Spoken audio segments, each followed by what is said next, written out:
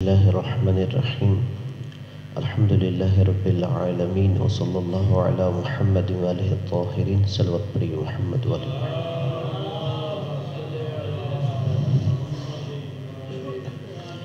سب سے پہلے ایک اعلان سماعت فرما لیں کہ انشاءاللہ کل سے نماز فجر صبح جماعت ٹھیک 5 بجے ادا کی جائے گی۔ صلوات پڑھی محمد وآلہ۔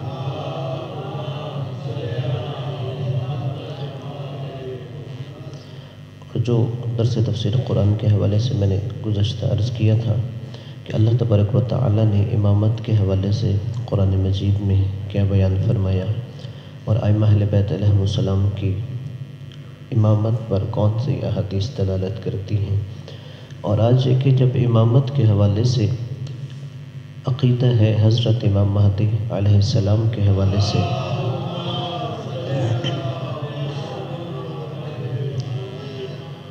تو کون سی ایسی آیات ہے کہ جو قرآنی حوالے سے حضرت امام مہدی علیہ السلام کے وجود پر دلالت کرتی ہیں۔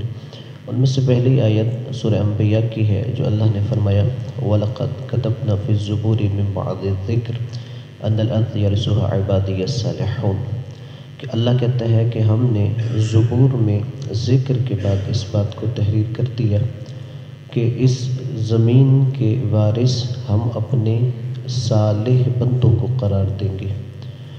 اب یہاں پر جو اللہ نے کہا کہ ذکر کے بعد ہم نے زبور میں لکھا ہے، مفسرین نے کہا یہاں ذکر سے مراد توریت ہے، یعنی ہم نے توریت میں بھی یہ تذکرہ کیا اور زبور میں بھی یہ تذکرہ کیا ہے کہ اس زمین کے وارث نیک و صالح بندے ہیں۔ اس آیت کی تفسیر میں حضرت امام محمد باقر علیہ السلام کا فرمان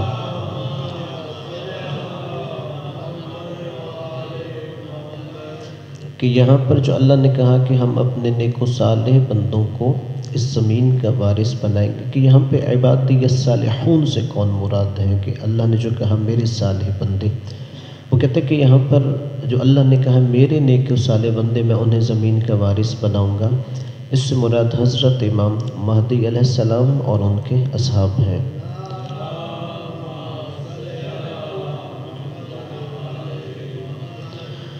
اور جو دوسری آیت نُرِيدُ أَن نَّمُنَّ عَلَى الَّذِينَ اسْتُضْعِفُوا فِي الْأَرْضِ وَنَجْعَلَهُمْ أَئِمَّةً وَنَجْعَلَهُمُ الْوَارِثِينَ کہ اللہ نے کہا ہم یہ چاہتے ہیں کہ ان لوگوں پر احسان کریں کہ جن کو زمین پر کمزور کر دیا گیا ہے، اب ہم انہیں اس زمین کا وارث بنائیں اور ہم انہیں اس زمین کے حوالے سے اقتدار دیں۔ اب یہاں پر امیر المؤمنین حضرت علی علیہ السلام کا فرمان ہے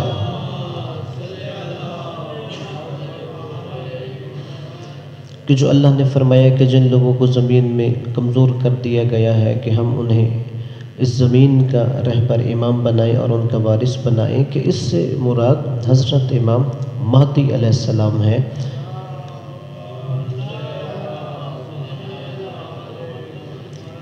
کہ جو اہل بیت علیہم السلام کا حق غصب کیا گیا، انہیں کمزور کیا گیا، اور پھر جب امام علیہ السلام تشریف لائیں گے تو دوبارہ یہ امر امام علیہ السلام کی طرف پلٹے گا، اور یہاں پر اس آیت میں بھی ان کی طرف اشارہ ہے۔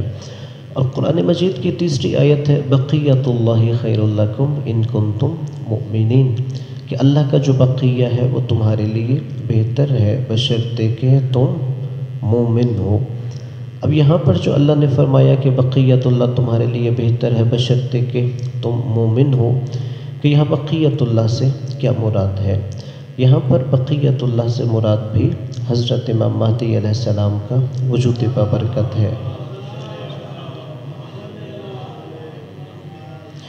اس لیے کہ حضرت امام جعفر صادق علیہ السلام سے ایک سوال ہوا کہ جب امام تشریف لائیں گے تو کیا ہم انہیں ایسے سلام کریں گے السلام علیکہ یا امیر المؤمنین؟ تو چھٹے امام فرماتے نہیں، آپ انہیں امیر المؤمنین کہہ کر سلام نہیں کریں گے۔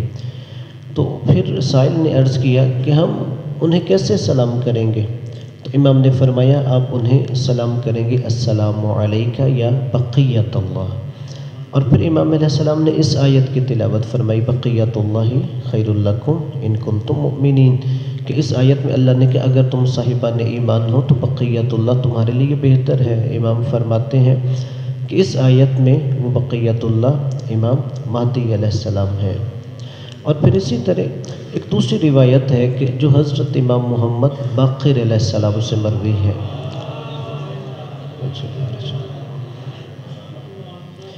کہ جس میں پانچویں امام یہ فرماتے ہیں کہ جب برو امام ظہور فرمائیں گے اور وہ جب خانہ کعبہ میں ظاہر ہوں گے تو سب سے پہلے اسی آیت کی تلاوت کریں گے، بقیت اللہ خیر لکم ان کنتم مؤمنین، یعنی ساری دنیا کو یہ پیغام دیں گے کہ اگر تم صاحب ایمان ہو تو تمہارے لیے بقیت اللہ بہترین ہے۔ اور پھر امام علیہ السلام فرماتے ہیں کہ امام ظہور کے بعد اس بات کی طرف اشارہ کریں گے انا بقیت اللہ وحجتہ فی الارض، کہ جو اس زمین پر اللہ کی حجت ہے اور اس زمین پر اللہ کا بقیہ ہے وہ میں ہوں۔ اور اس کے بعد لوگ امام علیہ السلام کی طرف راغب ہوں گے۔ اور اسی طرح قرآن مجید میں ایک آیت ہے سورۃ دخان کے فیہا یفرق کل امر حکیم، کہ یعنی شب قدر کے حوالے سے ہے کہ اس رات میں ہم ہر حکمت والے امر کا فیصلہ کرتے ہیں۔ تمام مفسرین نے لکھا کہ وہ جو حکمت والے امور کا فیصلہ کیا جاتا ہے وہ زمانے کے امام اور حجت خدا کی تائید کے ذریعے ہوتا ہے۔ اور پھر امام زمانے کے وجود پر جو مفسرین خاص طور پہ اہل تشیع مفسرین کہتے ہیں کہ سب سے بڑی دلیل جو امام زمانے کے وجود پہ ہے وہ سورۃ القدر کی آیتیں ہیں، کہ یہ جو سورۃ القدر بظاہر تو قرآن مجید کے نزول کا تذکرہ ہے کہ انا انزلناہ فی لیلۃ القدر وما ادراک ما لیلۃ القدر، لیکن یہ جو اگلی آیت ہے لیلۃ القدر خیر من الف شہر، یعنی یہ ایک رات ہے لیکن 1000 مہینوں سے افضل ہے۔ کیوں؟ تنزل الملائکۃ والروح فیہا، اس لیے کہ اس میں ملائکہ نازل ہوتے ہیں اور اس میں روح القدس نازل ہوتے ہیں۔ اب یہاں پر جو اللہ تبارک و تعالیٰ نے فرمایا کہ فرشتے نازل ہوتے ہیں اور روح القدس نازل ہوتے ہیں، یہ صیغہ مضارع کا ہے، گرامر کے اعتبار سے ماضی کا صیغہ نہیں ہے کہ اللہ نے کہا ہے ہو کہ نازل ہوتے تھے فرشتے۔ اور فعل مضارع زمانہ حال پر بھی بولا جاتا ہے، مستقبل پہ بھی بولا جاتا ہے، یعنی پریزنٹ بھی اور فیوچر بھی دونوں اس کے اندر استعمال ہوتے ہیں۔ یعنی اللہ نے یہ کہا کہ فرشتے نازل ہوتے ہیں اور قیامت تک نازل ہوتے رہیں گے۔ تنزل الملائکۃ والروح فیہا بإذن ربہم من کل امر، اپنے رب کے اذن سے ہر امر لے کے نازل ہوتے ہیں۔ تو یہ زمین پر کہاں نازل ہوتے ہیں؟ یعنی جو اس وقت حجت خدا ہوتا ہے، اللہ تبارک و تعالیٰ کا نمائندہ ہوتا ہے، اس کے پاس نازل ہوتے ہیں۔ چونکہ اکثر جو برادران اسلام ہیں اہل سنت وہ یہ کہتے ہیں کہ رسول خدا پہ نازل ہوتے تھے، ہاں جی جب رسول خدا تھے حجت خدا اس وقت ان پہ نازل ہوتے تھے، لیکن یہ آیت قیامت تک کے لیے جب تک لیلۃ القدر آتی رہے گی اس وقت تک فرشتے نازل ہوتے رہیں گے، روح القدس نازل ہوتا رہے گا۔ تو پھر کس پر نازل ہوں گے؟ وہ اس زمانے میں جو حجت خدا ہے، جو بقیت اللہ ہے، وہ حضرت امام مہدی علیہ السلام پر نازل ہوتے ہیں۔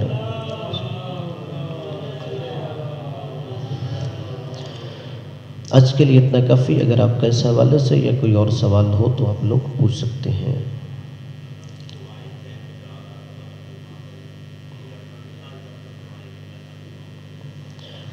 نہیں، اس میں جب امام علیہ السلام، جیسے میں نے روایت عرض کر دی ہے کہ پانچویں امام فرماتے ہیں کہ اس آیت کی تلاوت فرمائیں، بقیت اللہ سب سے پہلے اس آیت کی۔ اب جاء الحق وزهق الباطل ان الباطل کان زهوقا، کہ اس آیت کی بھی مختلف تفاسیر ہیں کہ امیر المؤمنین سے اصل میں یہ آیت جو ہے نا نسبت رکھتی ہے جاء الحق وزهق الباطل، اور اس میں کوئی شک نہیں کہ جو بھی امام ہے، جو بھی حجت خدا ہے، وہ بھی حق کا مصدر ہے، ان کے آنے سے بھی باطل نابود ہو جاتا ہے۔ لیکن آیا امام اس آیت کی تلاوت کریں گے جو میں نے پہلے آیت پر بقیت اللہ خیر لکم، معصوم نے فرمایا اس آیت کی بقیت اللہ کی آیت کی تلاوت فرمائیں گے۔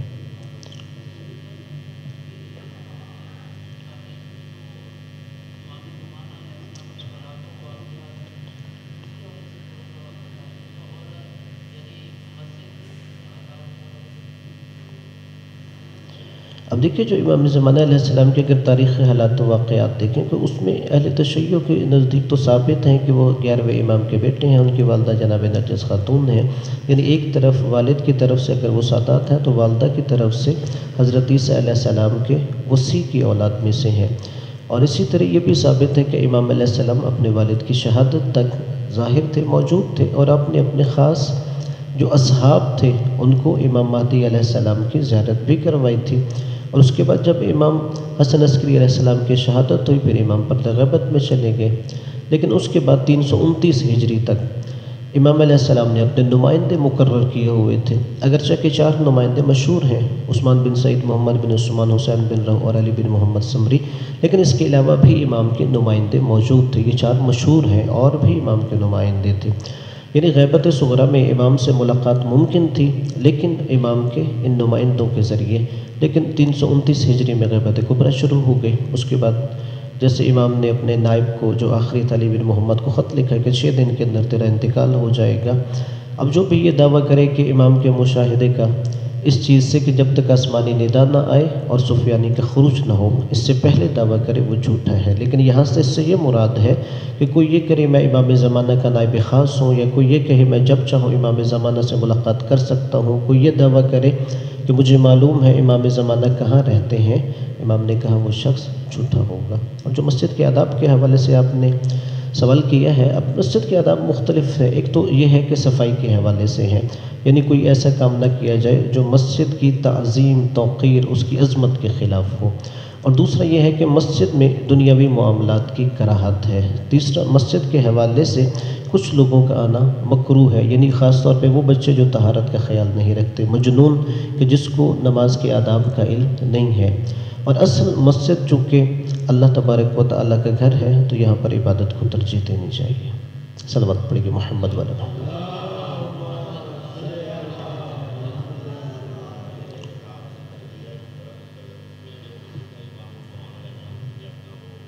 رہائش کے حوالے سے اولاد بھی ہے۔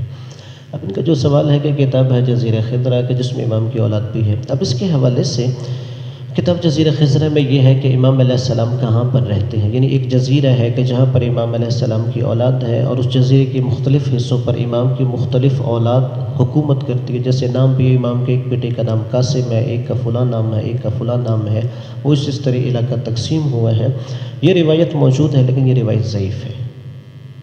اسی طرح جیسے بعض یہ بھی کہتے ہیں کہ جو امریکہ میں برمودا ٹرائی اینگل ہے کہ وہ برمودا ٹرائی اینگل وہاں پر امام مہدی رہتے ہیں، چونکہ اس کے یہ تھا کہ وہاں کی زمین سمندر کے اندر ایسی کشش ہے، اتنی زیادہ قوت کشش کی وجہ سے وہ بحری جہازوں کو اپنے اندر کھینچ لیتے ہیں، تو لوگوں نے بعض نے یہ کہا کہ وہ جو برمودا ٹرائی اینگل ہے وہاں پر امام مہدی رہتے ہیں۔ اور کچھ لوگ مذاق بھی کرتے تھے کہ میں تو اس لیے امریکہ جاتا ہوں وہاں امام مہدی رہتے ہیں۔ یہ بھی ضعیف بات ہے، ایسا نہیں ہے کہ برمودا ٹرائی اینگل میں امام مہدی علیہ السلام رہتے ہیں۔ امام مہدی علیہ السلام کی جائے مکان کوئی نہیں جانتا، اور جس کتاب کی طرف آپ نے اشارہ کیا جزیرہ خضرہ کے نام سے، وہ ساری روایات بھی ضعیف ہیں۔ صلوات پڑھیے محمد والے۔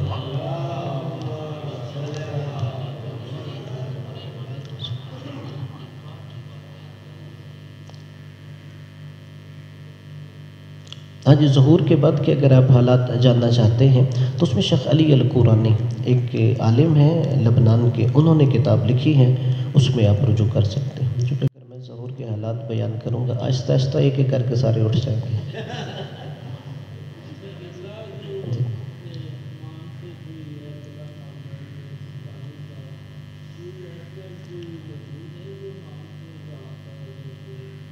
اب دیکھیے یقیناً جو اہل علم ہے یا عارف ہے، ضروری نہیں ہے امام سے ملاقات کے لیے عالم ہونا ضروری ہے، فقیہ ہونا ضروری ہے۔ جو متقی پرہیزگار صاحبان تقویٰ ایک عام مومن ہو وہ بھی امام زمانہ علیہ السلام سے ملاقات کر سکتا ہے۔ اور یقیناً اس حوالے سے جو شخص امام زمانہ سے ملاقات کرے وہ اعلان نہیں کرتا۔ ایک وہ بندہ ہے کہ جو دعوے کرتا ہے، جو عام طور پہ دعوے کرتا ہے وہ جھوٹ بول رہا ہوتا ہے۔ جن کے امام علیہ السلام سے رابطہ رہا، اس حوالے سے کتاب ہے ملاقات با امام زمانہ، 2 جلدوں میں۔